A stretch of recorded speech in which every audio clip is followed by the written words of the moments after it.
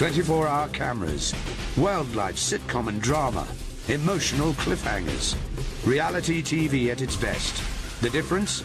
The actors, African wildlife. The set, the African bush. The scriptwriter and producer, Mother Nature. Last time on Wildlife Diary, the wild dog pups savoured their first breath of fresh air.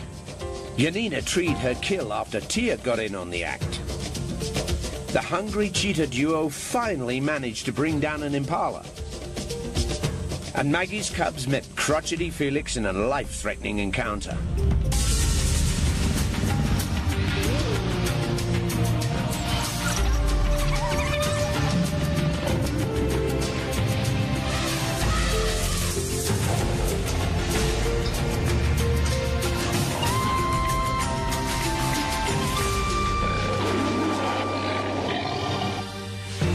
Karongwe researchers report that Melissa's 3 remaining cubs are still alive and doing well. Melissa has overcome the tragic loss of 2 of them and continues to hunt and provide for her family. The hyena clan persists in successfully harassing the Karongwe big cats. Night becomes very uncomfortable for predators once Tia and her lieutenants get a sniff of a windfall. Cobra and Shungu have not enjoyed a very happy winter. Times are hard for these fleet-footed cheetah who struggle to put meager scraps on the table.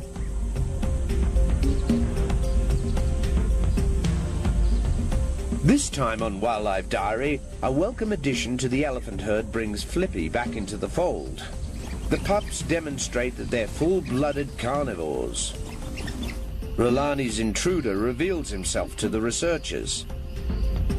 And a distraught Zero seeks out his lifelong companion.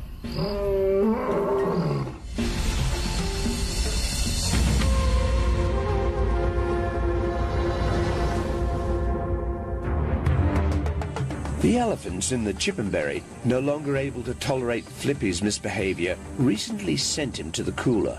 Was there a reason for finally forcing the sulky young man to enjoy his own company? It's a dark winter's night in the Chippenberry. Nikita, the herd matriarch, surprises Ivan as he scans the veldt in a routine predator tracking operation.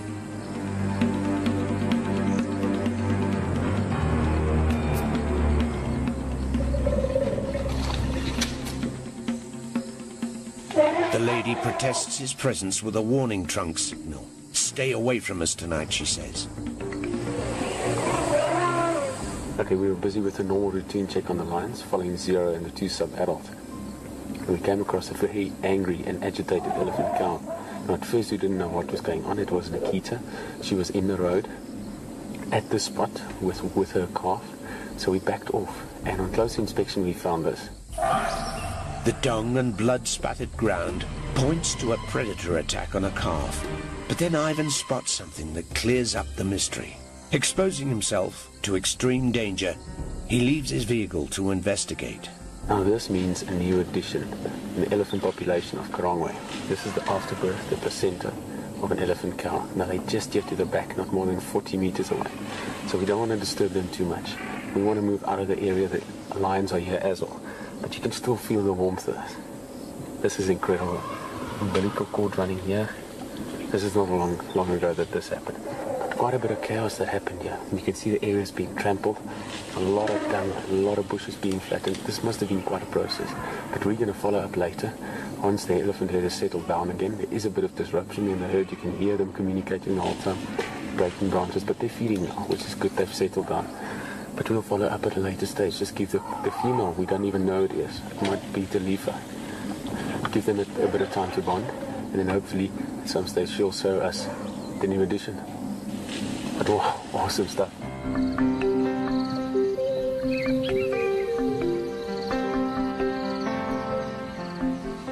Daylight reveals all. Talifa is indeed the mother. The infant shelters beneath her milk-laden underside. The crease in the calf's ear has yet to straighten out. The youngster instinctively bends his trunk backwards as his little mouth searches for a drink. A cow possesses 2 nipples located between her front legs.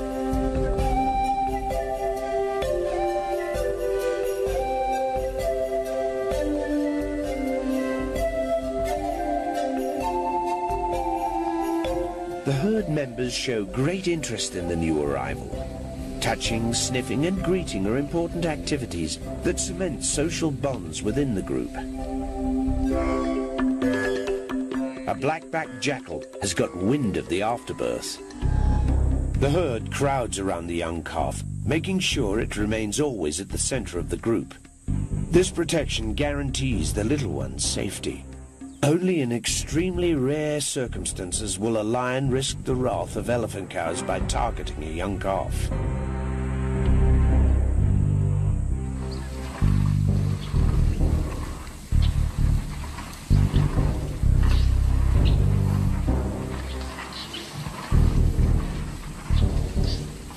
The 3-year-old Shawu gets to know his new playmate.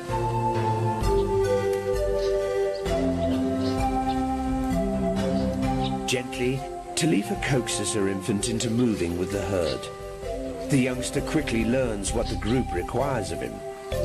He follows the others, ambling firmly in the middle of the spread.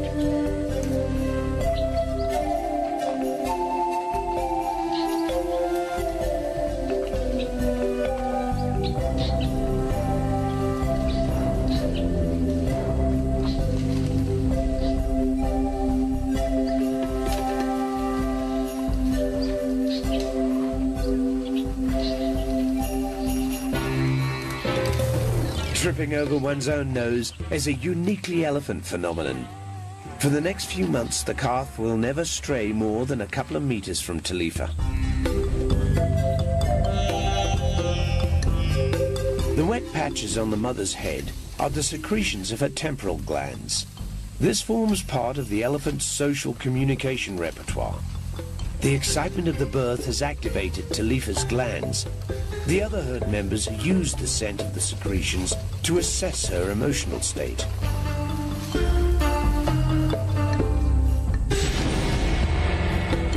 Flippy observes the herd from a distance of a few hundred meters. He detects that something has happened. The young adult's curiosity gets the better of him, and he decides to risk a closer look. He approaches the herd very carefully, with cap in hand. Flippy wants to meet the baby and tries his best to ensure that the cows let him in. The birth of the calf represents a high point in the life of the Karongwe herd. Another generation has arrived. The other cows may be pregnant, but the sheer bulk of these animals make pregnancy difficult to detect, even in the latter stages. With a 22-month gestation period, the next birth could be over a year away. Coming up, a new leopard male enters Rolani's already uncomfortable world. And the wild dog pups tuck into a meaty meal.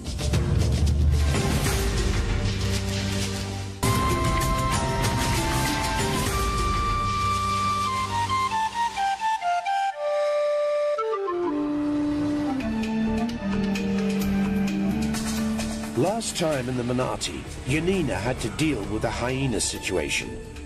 Tia intimidated one of her cubs off an impala kill. Yanina treed the carcass and the cub finished the meal in peace. But all the leopards are having a hard time of it with Tia's clan. Day breaks over the Idini section, still firmly in the grip of winter. It's been a difficult season for all concerned. The once gushing Makutsi River is drying up, denying the land its life-giving water. The Karongwe predators, and consequently the vultures, struggle to make a living. A hungry Rolani has left his Manati hunting grounds and penetrated northwards into the Idini.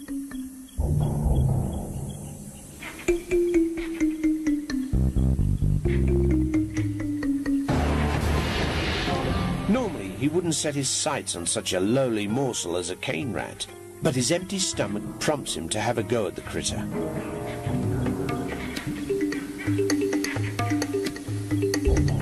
Vervet monkeys chatter nervously, warning the bushveld that a starving leopard is up to no good. But the rat humiliates the leopard. No lunch today. Adding to his problems, Rulani once more detects the scent of a potential rival. But he has other, more pressing issues to deal with, like getting fed.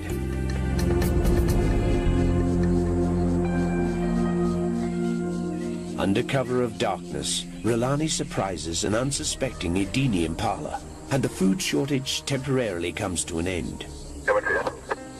Yes, yeah, no, I'm standing by for you. I'll just let you know, we picked up one male leopard up on the northern side of the Maputsi River. Looks like he's heading in a easty direction. Great stuff. Yeah, any ideas on him or not? We can't see that well at the moment, but it doesn't look like one of the ones that we know. I'll let you know a bit later as soon as we get a better look. Great stuff. Yeah, and I think what I'm going to do is, I'm with Ro at the moment. I think what I'm going to do is start making my way to that side. Once I'm closer there, I'll give you a shot just to get a better look.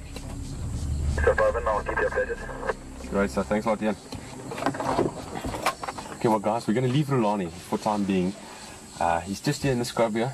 He's busy moving, very aware of what's going on now. We're not far from where the other vehicle is. We're going to go and have a look, see what this is all about. Maybe it's a new male, maybe some interaction. Ivan anxiously navigates his pickup towards the location of the unknown male leopard. This could spell trouble for Rulani. Leopard males competing for territory and mating rights clash violently and often fatally. Movement in the darkness betrays the leopard's position. He's young, he's strong, he's beautiful, a worthy opponent.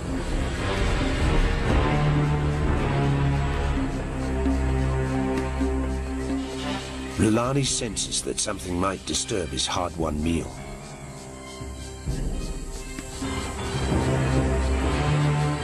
The young male gets his bearings.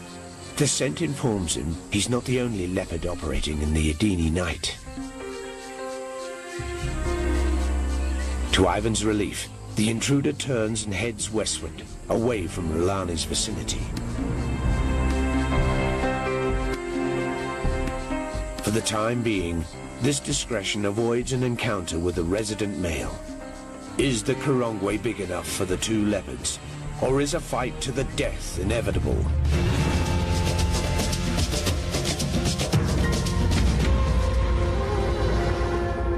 The Mundulia section hosted the wild dog pup's first tentative steps above ground a few days ago. The African wild dog is a highly endangered species, and these 6 youngsters represent one of the Karongwe's greatest achievements.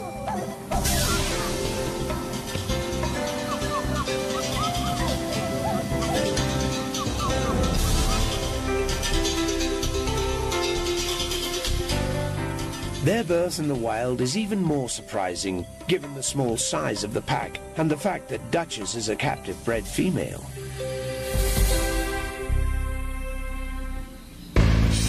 The pups hold Alf and Biggles to a tight, busy schedule. The 2 males must feed a hungry mother and 6 ravenous pups, as well as themselves. It's a case of hunt, deliver the food, and hunt again.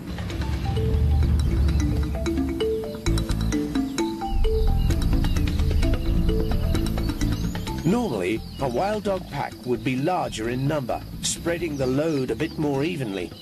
Alf and Biggles are doing the work of up to 10 dogs.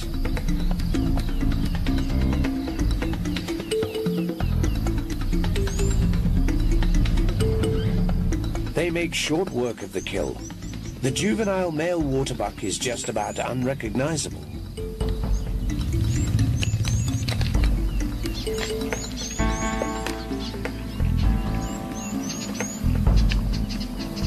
Alf's junior status in the hierarchy means he's always the first to carry meat back to the den for Duchess and the pups. Duchess spots him coming and eagerly demands her share.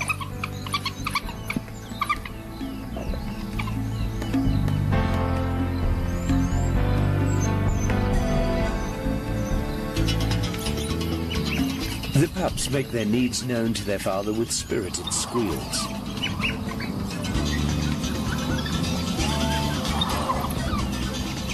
Greedily, the little ones tuck into the regurgitated meat.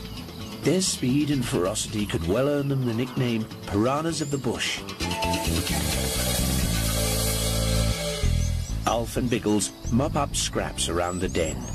Biggles' contribution to the family feeding scheme is less than Alf's.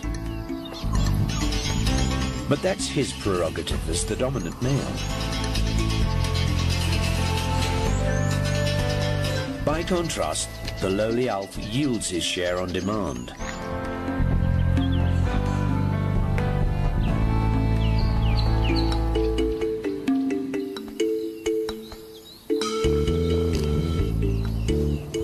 The pup confidently carries off the scrap. Already the youngster knows who's who in the social pecking order and fingers Alf as the soft target.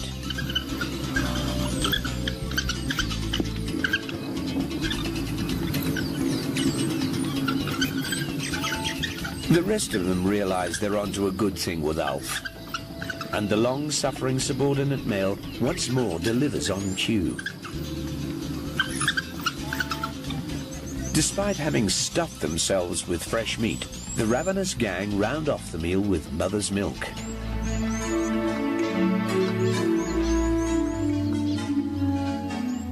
Duchess diligently cleans up any leftovers. Leaving rotting chunks lying about the veldt will attract the attention of predators and scavengers. This only endangers the lives of her offspring. Can Alf and Biggles keep up the hectic pace for the insatiable pups? The more often the boys hunt, the more they must leave the boisterous youngsters at the den with only Duchess to watch over them. Can they survive this dangerous time, with airborne and other scavengers lurking everywhere?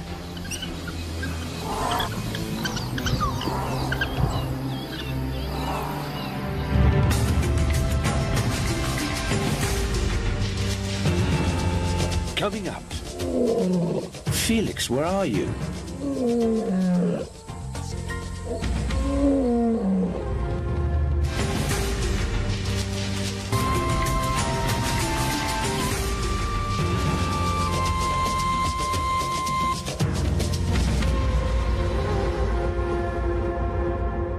The Muffignani section recently hosted a nail-biting get-together.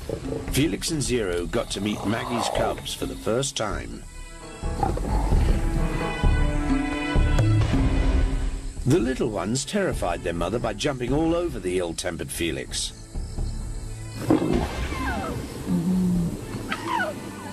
Fortunately, he managed to limit his irritation to a warning snap. Maggie intervened before he could do any serious damage to the cubs. The youngsters obediently followed their mother out of harm's way. A few days later, a gathering of vultures informs the bushveld that the lions have killed again. A lone Zero shepherds the wildebeest's carcass. Its appearance indicates that it's already at least 48 hours old. Yet it remains intact. Why is the lion taking so long to get into the meal? And where's Felix? His mind strays from the task. Something has gone badly wrong in Zero's world. Again, he makes a half-hearted attempt. And again, he loses interest.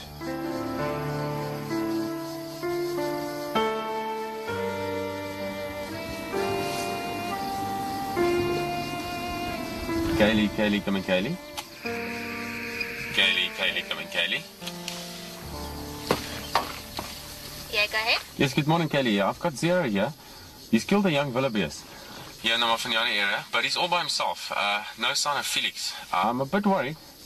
He's seldom on his own, and I was just wondering if you picked anything up for Felix today. No, I haven't seen him today. Last time I saw him was yesterday. Maybe you should get the trackers on them. Maybe we can pick him up if something's wrong.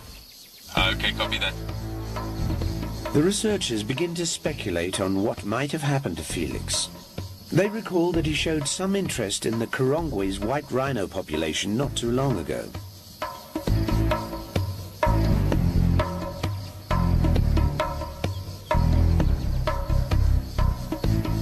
Even by Felix's standards, a rhino is a dangerous and ambitious project.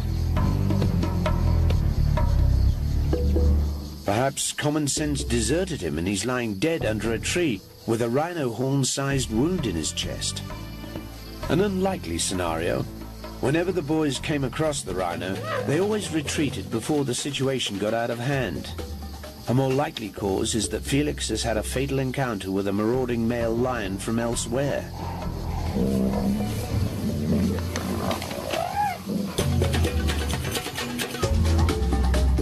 The day gives way to the evening. Still no sign of Felix.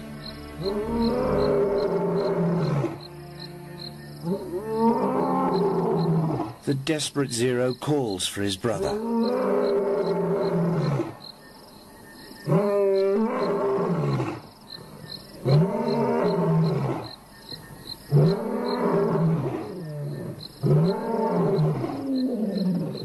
His hopes soar as he gets a response.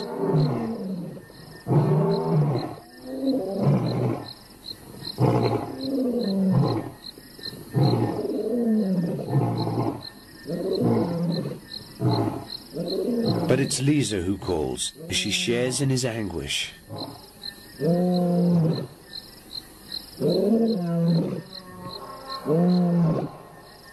Zero heads in the direction of the moans.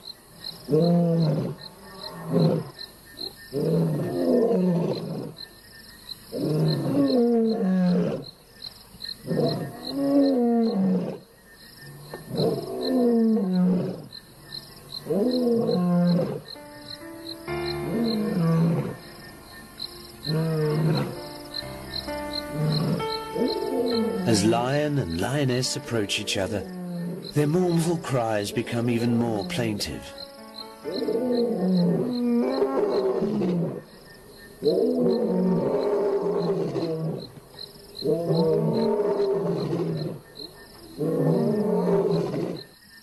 Zero has lain down in disappointment on realizing it was only Lisa at the other end of his sad calls.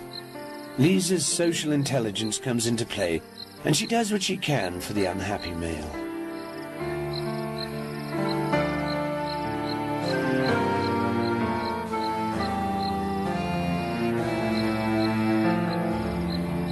It's been about 2 days. I had no visual of Felix. Zero's been on the ridges calling him. He spent a bit of time with the pride. We've even had the trackers out looking for Felix, and there's still nothing. We're a little bit concerned, but we'll just have to see what happens. Some days later, Zero seeks comfort and companionship in the pride. He has rarely had to deal with the world without his brother Felix, and he wants the proximity of other lions to feel complete. And if there is a marauding male about, Zero needs the safety of the social group. On his own, he may suffer the same fate as Felix. Will the Kurongwe ever get to the bottom of Felix's disappearance? Will Zero wake up one morning to find his brother has returned just as mysteriously as he left? Next time on Wildlife Diary, Lilani stumbles across a kill. Tragedy strikes Menandi's cubs. Zero continues his sorrowful search for Felix. And the wild dogs keep up the pressure on the Kurongwe's antelope.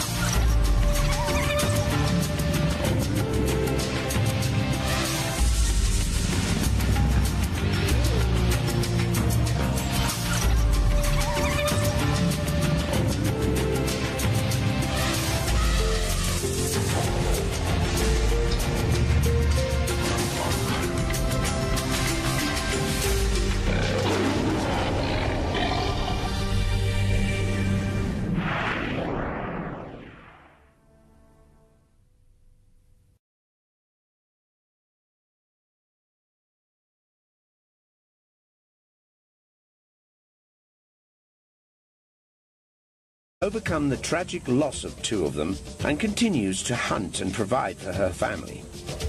The hyena clan persists in successfully harassing the Karongwe big cats. Night becomes very uncomfortable for predators once Tia and her lieutenants get a sniff of a windfall. Cobra and Shungu have not enjoyed a very happy winter. Times are hard for these fleet-footed cheetah who struggle to put meager scraps on the table.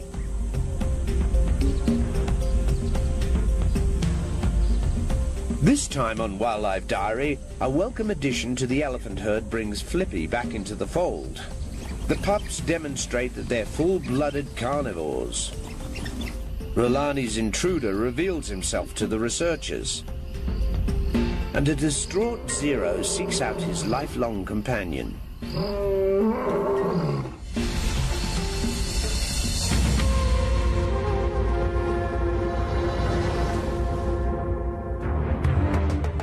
The elephants in the Chippenberry, no longer able to tolerate Flippy's misbehavior, recently sent him to the cooler. Was there a reason for finally forcing the sulky young man to enjoy his own company? It's a dark winter's night in the Chippenberry. Nikita, the herd matriarch, surprises Ivan as he scans the veldt in a routine predator tracking operation.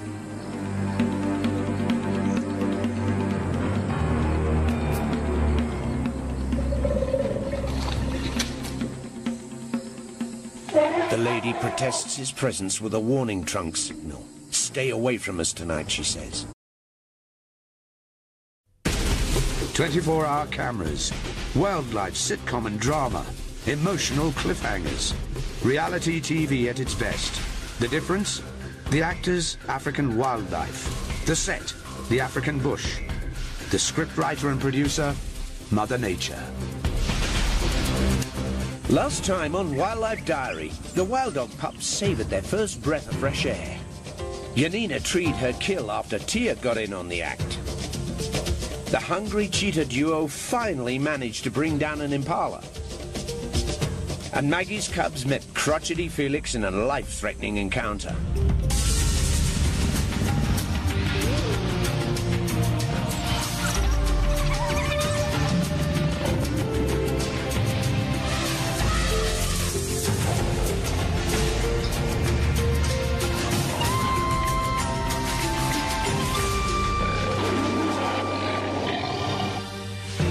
Karongwe researchers report that Melissa's 3 remaining cubs are still alive and doing well. Melissa has